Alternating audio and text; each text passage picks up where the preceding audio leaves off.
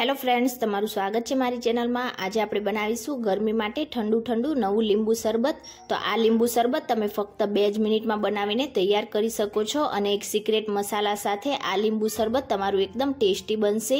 तो चालो बनावीए।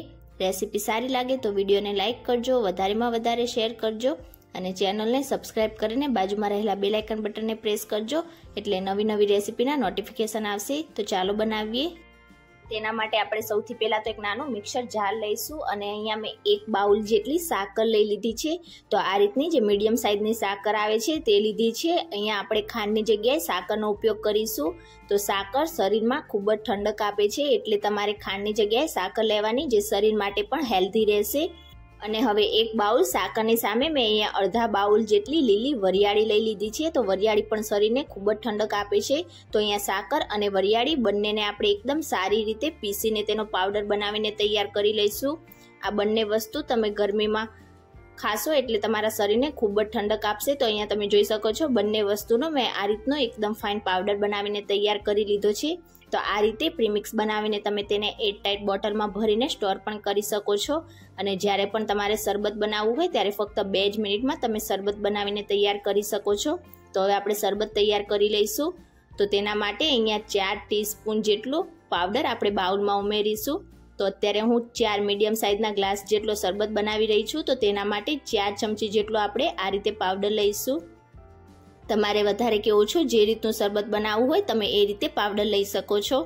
અને હવે તેમાં 4 મીડિયમ સાઇઝના ગ્લાસ જેટલું આપણે ઠંડુ પાણી ઉમેરીશું। અને આપણે જે પાવડર ઉમેર્યો છે તેને પાણીમાં આપણે એકદમ સારી રીતે મિક્સ કરીશું। તો અહીંયા તમારે ટેસ્ટ કરી લેવાનું, જો તમને ગળપણ ઓછું લાગતું હોય તો તમે જે પાવડર બનાવ્યો છે તો તમે થોડોક વધારે પણ ઉમેરી શકો છો। અને હવે આ રીતે મિક્સ થઈ જાય એટલે આપણે તેમાં લીંબુ ઉમેરીશું। તો અહીંયા મેં 1 મીડિયમ સાઇઝનું લીંબુ લઈ લીધું છે। અહીંયા જો તમને ખટાશ વધારે પસંદ હોય તો તમે 2 લીંબુના રસનો ઉપયોગ પણ કરી શકો છો।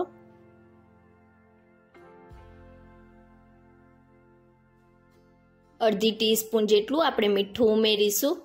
અને હવે બધી જ વસ્તુને આપણે ફરીથી એકવાર સારી રીતે મિક્સ કરી લઈશું।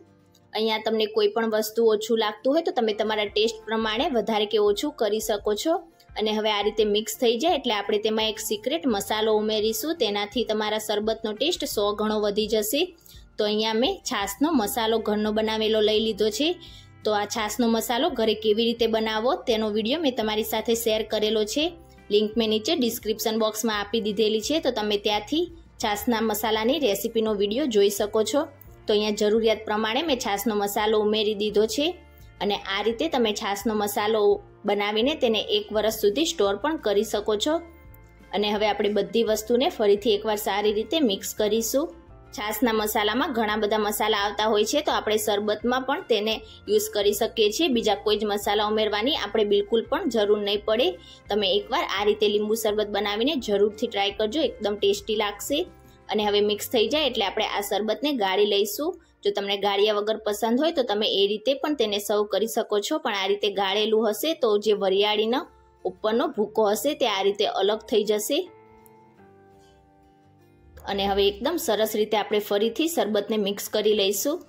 તો અહીંયા આપણું એકદમ ઝડપથી બની જાય તેવું નવું લીંબુ શરબત બનીને તૈયાર થઈ ગયું છે। તો હવે આપણે શરબતને સર્વ કરીશું। તો તેના માટે આપણે સર્વિંગ ગ્લાસમાં 2 આઈસ ક્યુબ ઉમેરીશું। અને હવે ઠંડા લીંબુ શરબતને આપણે સર્વ કરીશું। તો તમે ક્યારે આ રીતે ગરમીઓમાં લીંબુ શરબત ના બનાવ્યું હોય તો એકવાર આ રીતે જરૂરથી બનાવીને ટ્રાય કરજો, પીવામાં એકદમ ટેસ્ટી લાગશે અને શરીર માટે પણ હેલ્ધી રહેશે। તો આજની મારી રેસીપી તમને કેવી લાગી મને કમેન્ટ કરીને ચોક્કસથી જણાવજો। રેસીપી સારી લાગી હોય તો વિડીયોને લાઇક કરજો, શેર કરજો અને ચેનલને સબસ્ક્રાઇબ કરીને બેલ આઇકનને પ્રેસ કરજો એટલે નવી રેસીપીના નોટિફિકેશન આવશે। Thank you for watching.